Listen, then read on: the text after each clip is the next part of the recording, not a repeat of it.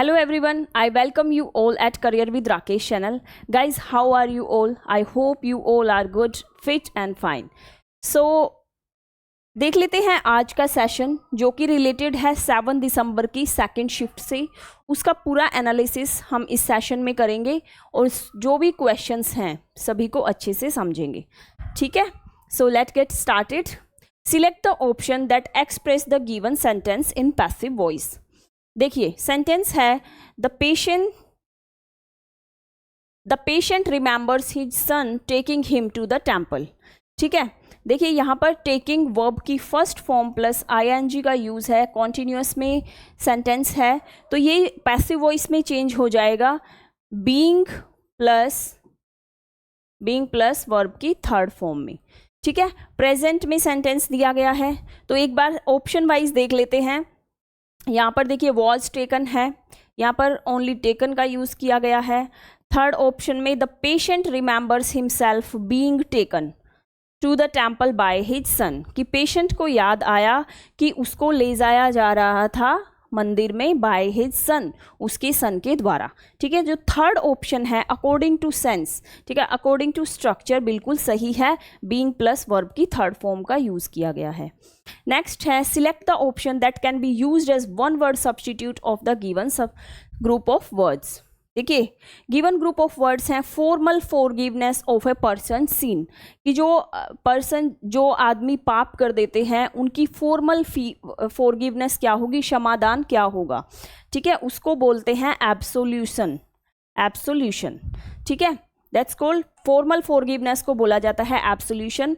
And एब्ल्यूशंस मतलब होता है क्लींजिंग वन सेल्फ। ठीक है, अपने आप की शुद्धि करना। ठीक है, उसको बोलते हैं एब्सोल्यूशंस। एंड एब्सोल्यूटिज्म होता है अनब्रेकेबल जो बिलीव्स होते हैं या फिर रूल्स होते हैं किसी भी पॉलिटिक्स के, थियोलॉजी के, ठीक है, फिलोसफी के, उनको बोला जाता है एब्सोल्यूटिज्म। एंड फॉरगिवनेस का मतलब होता है क्षमा। ठीक है, तो इसका जो सेकंड जो ऑप्शन है वो बिल्कुल राइट होगा, फॉर्मल फॉरगिवनेस। नेक्स्ट है select the most appropriate antonym of the underline word. देखिए अंडरलाइन वर्ड है undesirable. It is undesirable to invest a part of your earnings for future use, कि ये अनडिजायरेबल है लेकिन ये सेंस के अकॉर्डिंग अनडिजायरेबल नहीं होगा, ये होगा एडवाइजेबल, कि ऐसा सुझाव दिया जाता है कि अपना एक जो आपकी अर्निंग का पार्ट है वो फ्यूचर यूज़ के लिए आपको इन्वेस्ट करना चाहिए। तो ये क्या रहेगी, एक एडवाइस रहेगी। तो जो फर्स्ट ऑप्शन है वो बिल्कुल राइट होगा, एडवाइजेबल, इट इज़ एडवाइजेबल। ठीक है, नेक्स्ट क्वेश्चन है select the sentence with the appropriate use of preposition. देखिए यहाँ पर 4 जो हैं ऑप्शंस हैं, इनमें प्रेपोजिशन है Ashok was in the bus stop, Ashok was to the bus stop. देखिए in, to, on and at, ये प्रेपोजिशन है। अप्रोप्रिएट प्रेपोजिशन जिस सेंटेंस में है उसको सिलेक्ट करना है।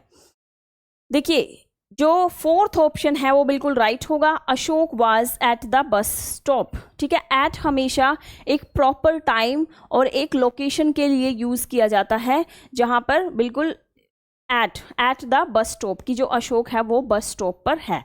ठीक है, फोर्थ ऑप्शन इसका बिल्कुल राइट होगा। नेक्स्ट है select the most appropriate meaning of the underline idiom in the given sentence. The MD of the company let the cat out of the bag. ये एक इडियोमेटिक एक्सप्रेशन है, let the cat out of the bag by telling her secretary who got the much coveted promotion. ठीक है, तो यहाँ पर इसका जो एप्रोप्रिएट मीनिंग रहेगा वो रहेगा to allow a secret to be known usually without intending to, कि एक्सीडेंटली एक ऐसा सीक्रेट रिवील हो जाना जो आप इंटेंशनली नहीं करना चाहते हैं। ठीक है, आप जानबूझकर वो बताना नहीं चाहते बट वो एक्सीडेंटली आप किसी को बता देते हैं, तो थर्ड ऑप्शन इसका राइट रहेगा। नेक्स्ट है select the most appropriate antonym of the underline word. देखिए कितना बड़ा सेंटेंस दिया गया है एंड क्वेश्चन बिल्कुल छोटा है कि जो कंसेंट जो अंडरलाइन वर्ड है इसका एंटोनिम बताना है, ऑपोजिट वर्ड बताना है। ठीक है, कंसेंट का मतलब होता है टू एक्सेप्टेंस। ठीक है, टू एक्सेप्ट समथिंग, किसी चीज़ को स्वीकार करना, सहमति, एक्सेप्टेंस ऑफ समथिंग। ठीक है, तो कंसेंट का जो एंटोनिम रहेगा bickering, expulsion, directive and interdiction. Interdiction इसका फोर्थ ऑप्शन इसका बिल्कुल राइट रहेगा। इसका मतलब होता है रेस्ट्रिक्टेड, किसी चीज़ को रेस्ट्रिक्ट करना, करने नहीं देना, या मतलब कि सहमति नहीं देना किसी चीज़ को, अस्वीकृति कह सकते हैं। देखिए बिक्रिंग का मतलब होता है छोटी छोटी बातों पर बहस करना। बिक्रिंग होता है ए पिटी जो थिंग्स होती हैं उनके ऊपर आर्ग्यूमेंट करना, बिक्रिंग छोटी छोटी बातों पर बहस करना। एंड एक्सपल्शन होता है किसी को एक्सपल्श करना, किसी ऑर्गेनाइजेशन से बाहर करना। एंड डायरेक्टिव का मतलब होता है ऑथोरिटेटिव, जो आपके रूल्स हैं। डायरेक्टिव का मतलब होता है ऑथोरिटेटिव, जो रूल्स होते हैं उनके लिए डायरेक्टिव यूज किया जाता है। सो इसका फोर्थ ऑप्शन बिल्कुल राइट रहेगा, इंट्रोडक्शन। नेक्स्ट है parts of a sentence are given below in jumbled order. Arrange the parts in the correct order to form a meaningful sentence. A great transition marked the 20th century for mankind. देखिए ये meaningful order में नहीं है, ये जो segments दिए गए हैं इनको एक मीनिंगफुल ऑर्डर में प्लेस करना है।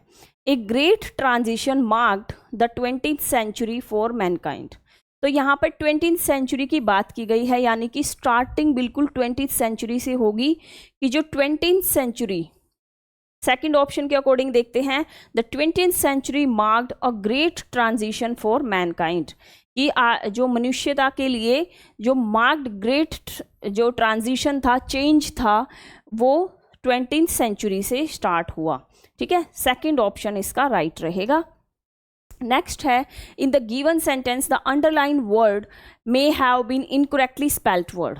ये है during my time taking and gradual convalescence after my back injury my family was by my side. convalescence का मतलब होता है कि आपकी स्वास्थ्य आप वेलबींग है, किसी मतलब बीमारी से उठ के आप ठीक हो रहे हैं। ठीक है, धीरे धीरे ग्रेजुअली आपकी हालत सुधर रही है। आपकी हालत में जो सुधार आता है उसके लिए यूज़ किया जाता है कॉन्वेलेसेंस, उस अवस्था को बोलते हैं। ठीक है, तो इसकी जो राइट स्पेलिंग होगी वो रहेगी CONVALESCENCE। जो फोर्थ ऑप्शन है वो बिल्कुल इसका राइट रहेगा। देखिए यहाँ पे मिस्टेक क्या है, यहाँ पे ई दिया है, ये ई नहीं आना चाहिए। ठीक है, फोर्थ ऑप्शन इसका बिल्कुल राइट होगा। नेक्स्ट है fill in the blank with the correct collocation. Brady straightened the dash baton in hand. कि जो ब्रैडी है उसने स्ट्रेट किया क्या, the charge baton, wooden baton, swing. देखिए बैटन एक टाइप की स्टिक होती है जिसको म्यूजिशियन यूज़ करते हैं। ठीक है, म्यूजिशियन यूज़ करते हैं बैटन, एंड वो किस चीज़ की बनी होती है, वुडन की। तो यहाँ पे जो सेंस के अकॉर्डिंग रहेगा कि ब्रैडी ने स्ट्रेटन किया वुडन बैटन को अपने हाथ में। ठीक है, सेकेंड ऑप्शन इसका राइट होगा। नेक्स्ट है select the most appropriate meaning of the given idiom. The take something at the face value. ठीक है, take something at the face value क्या होता है, देखिए accept something as it looks without thinking about whether it might in fact not be. ठीक है, first option ही इसका बिल्कुल राइट हो जाएगा। Take something at face value का मतलब होता है कि किसी को देख कर ही उसको जज करना, चाहे वो ऐसा है भी या नहीं भी। ठीक है, हमें नहीं पता इनफैक्ट वो है भी या नहीं भी, लेकिन उसके लुक से उसको जज करना। ठीक है, एक्सेप्ट करना। फर्स्ट ऑप्शन इसका राइट होगा। नेक्स्ट है select the correct direct form of the given sentence. देखिए डायरेक्ट फॉर्म बतानी है, इनडायरेक्ट फॉर्म में सेंटेंस है the secretary assures the audience that he she is going to help them. ठीक है, ये इनडायरेक्ट फॉर्म में है, इसकी डायरेक्ट फॉर्म को सिलेक्ट करेंगे एश्योर्स। ठीक है, द सेक्रेटरी सैड टू। देखिए यहाँ पर ये प्रेजेंट में है तो एश्योर्स है, तो ये सेज में होना चाहिए। यहाँ पे सैड देखो पास्ट में दिया गया है, तो ये तो बिल्कुल नहीं होगा। ठीक है, the secretary says to the audience I am going to help. ठीक है, आई विल, ये प्रेजेंट में है तो प्रेजेंट में ही रहेगा। सेकंड ऑप्शन इसका बिल्कुल राइट होगा, क्योंकि ये देखो पास्ट में है, आई वॉज, आई विल ये फ्यूचर में दिया गया है, तो सेकंड ऑप्शन राइट होगा। The secretary says to the audience that से देखो ये इन्वर्टेड कोमास जब रिमूव होते हैं तो कंजंक्शन दैट का यूज होता है। आई चेंज होगा ही शी में, गोइंग टू हेल्प देम, ठीक है। और जब प्रेजेंट या फ्यूचर में रिपोर्टिंग वर्ब दी जाती है तो उसका जो टेंस है वो चेंज नहीं होता, अंदर का जो सेंटेंस है वो एज इट इज रहेगा, एक्सेप्ट प्रोनाउंस वगैरह चेंज हो जाते हैं, बट जो टेंस है वो चेंज नहीं होता। नेक्स्ट है select the correct active form of the given sentence. My cafe has been revisited by many tourist, ठीक है, many tourist, my cafe has been, देखिए हैज़ बीन रिविजिटेड, तो ये किससे, ये है पैसिव वॉइस में, पैसिव वॉइस में है। एक्टिव वॉइस में ये हैज़ हैव प्लस वर्ब की थर्ड फॉर्म से चेंज होके इधर आया होगा। Many tourist revisited my cafe, ठीक है, मैनी टूरिस्ट, या थर्ड ऑप्शन इसका राइट रहेगा, because many tourist plural subject है तो इसके लिए हैव का यूज किया गया, एंड रिविजिटेड वर्ब की थर्ड फॉर्म है माई कैफे, ठीक है, थर्ड ऑप्शन बिल्कुल राइट होगा। नेक्स्ट है select the most appropriate antonym of the underline word, ठीक है, एक सेकेंड भाई, okay, select the most appropriate antonym of the underline word. The actor was ridiculed for her nonchalant attitude towards her work, ठीक है। इसका जो antonym रहेगा, नॉनशैलेंट का मतलब होता है, नॉनशैलेंट होता है बेपरवाह, ठीक है, विदाउट एनी एंथुजियाज्म, बिल्कुल रिलैक्स्ड कह सकते हैं, एकदम काम पोजीशन में, जो बिल्कुल शांत है, जिसको ज़्यादा सी परवाह नहीं है, उसका एंटोनिम यहाँ पर हो जाएगा अनकंसर्न्ड, कंसिडरेट, रिट्रोस्पेक्टिव, ये हो जाएगा थर्ड ऑप्शन। थर्ड ऑप्शन रहेगा कंसिडरेट, जो बिल्कुल विचारशील है, ठीक है, जो सब चीज़ों को एक सोच समझ के करते हैं, उनके लिए यूज होता है कंसिडरेट, ठीक है। नॉनशैलेंट होता है रिलैक्स्ड, कूल एंड काम, बिल्कुल। नेक्स्ट है select the most appropriate antonym of the given word pacify, ठीक है। पैसिफाई का मतलब क्या होता है, to make something, to make someone या फिर समथिंग, टू मेक समथिंग या समवन काम, शांत करना, ठीक है, किसी को शांत करना होता है पैसिफाई, एंड इसका एंटोनिम हो जाएगा प्लैकेट, एश्यूज, एग्रेवेट। एग्रेवेट का मतलब होता है किसी अवस्था को और सीरियस बनाना, ठीक है, और गंभीर करना, दैट्स कॉल्ड एग्रेवेट, ये नेगेटिव सेंस में है। एंड प्लैकेट, एस्वेज एंड क्विल तीनों का ही मतलब रिलेटेड है शांति से, कि शांत करना, ठीक है, थर्ड ऑप्शन इसका राइट होगा। नेक्स्ट है rearrange the parts of the sentence in the correct order. देखिए सेंटेंस है start, Kemp's ridleys are, Kemp's ridley, देखिए कैंप्स रिडलेज होते हैं, टर्टल की एक स्पीसीज होती है, ये टर्टल को बोला जाता है, यूजुअली फाउंड इन नियर शोर एंड इन शोर waters of the northern Gulf of Mexico. ये बिल्कुल सही सेंस में जा रहा है PQRS के अकॉर्डिंग ही, कि ये पाए जाते हैं किनारों पे और अंदर वाटर में, for the northern Gulf of Mexico, especially in Louisiana waters, especially Louisiana water में, which are their primary feeding grounds, जो इसके प्राइमरी मतलब आरंभिक जो प्राइमरी हैं, जो इसके प्राइमरी फीडिंग ग्राउंड्स हैं। तो PQRS फॉर्म में ही ये बिल्कुल मीनिंगफुल है, थर्ड ऑप्शन बिल्कुल राइट होगा। नेक्स्ट है select the most appropriate option to fill in the blank. देखिए क्वेश्चन है a faint mist dash over the valley. A faint mist यहाँ पर जो हल्का धुंध टाइप से कुछ होता है ना, धुआं सा, उसके लिए यूज किया गया है। फेंट मिस्ट हंग, हंग जैसे मतलब कोई चीज़ ऊपर ऐसे लटकी हुई है, मतलब ऐसा शो होता है कि वो वहाँ पर लटकी हुई है। A faint mist over the valley, ठीक है, फर्स्ट ऑप्शन इसका राइट होगा। नेक्स्ट है select the correct indirect form of the given sentence.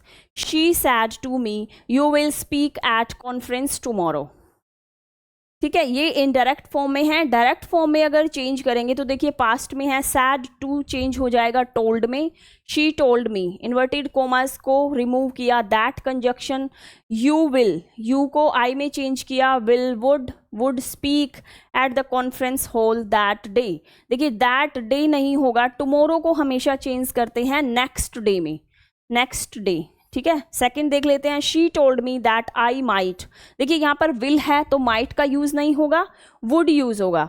तो इसके अकॉर्डिंग अपना यहाँ पर टुडे है, ये भी इनकरेक्ट हो जाएगा। फोर्थ ऑप्शन राइट रहेगा, she told me that I would speak at conference the next day. Today को चेंज किया नेक्स्ट, टुमारो को चेंज किया नेक्स्ट डे में, तो फोर्थ ऑप्शन बिल्कुल राइट रहेगा।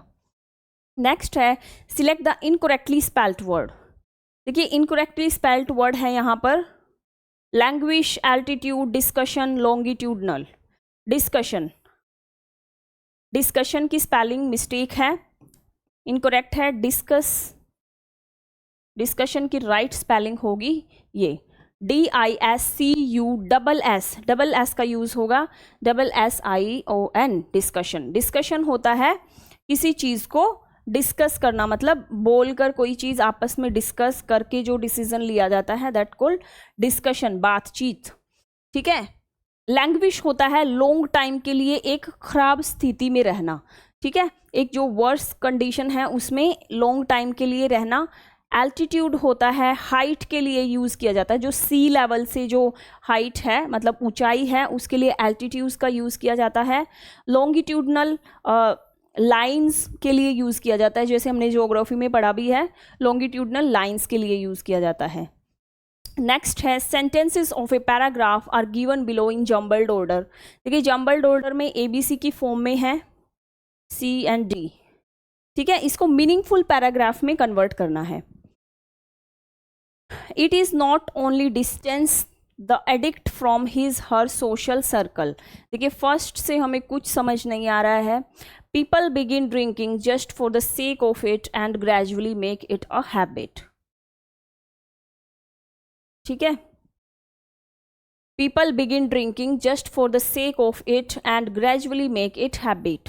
ठीक है, वैसे ही मतलब जो पीपल है स्टार्ट करते हैं ड्रिंकिंग को एक बार के लिए एंड ये ग्रेजुअली उनकी हैबिट बन जाती है। तो बी से लग रहा है, एक बार देख लेते हैं। एंड फिर है once it become a habit it does not, क्योंकि हैबिट की बात है। Once it become a habit it does not require much to charge into an addiction, कि इसमें ज़्यादा change, it does not require, ज़्यादा चेंज की ज़रूरत नहीं है इसके एडिक्शन में आने के लिए, एडिक्शन में आने के लिए। तो फिर हो जाएगा A, it not only distance the addict from his her social circle but also impact their productivity badly. ठीक है, एंड G में दिया, C में दिया गया है एडिक्शन ऑफ एनी काइंड।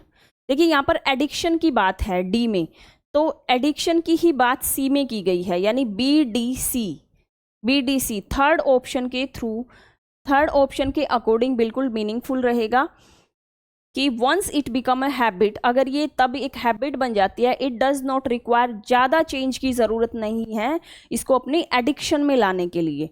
ठीक है, ज़्यादा चेंज नहीं लगता है। एंड C है addiction of any kind including alcoholic addiction impact all aspects of an individual life, कि जो ये एडिक्शन है हर प्रकार से आपको इम्पैक्ट करता है आपकी इंडिविजुअल लाइफ पर। एंड A में है it is not only distance the addict from his her social circle, कि आपकी सोशल सर्कल से भी दूर करता है but also impact their productivity badly, आपकी प्रोडक्टिविटी को भी इफेक्ट करता है बैडली। तो थर्ड ऑप्शन इसका राइट रहेगा। नेक्स्ट है, select the most appropriate option to substitute the underline segment in the given sentence. He is in debt due to his judicious taste and habits, कि वो कर्जे में डूब गया किसके कारण, जुडिशियस। देखिए यहाँ अप्रोप्रिएट ऑप्शन को फिल करना है, जुडिशियस यहाँ पर इनकरेक्ट है।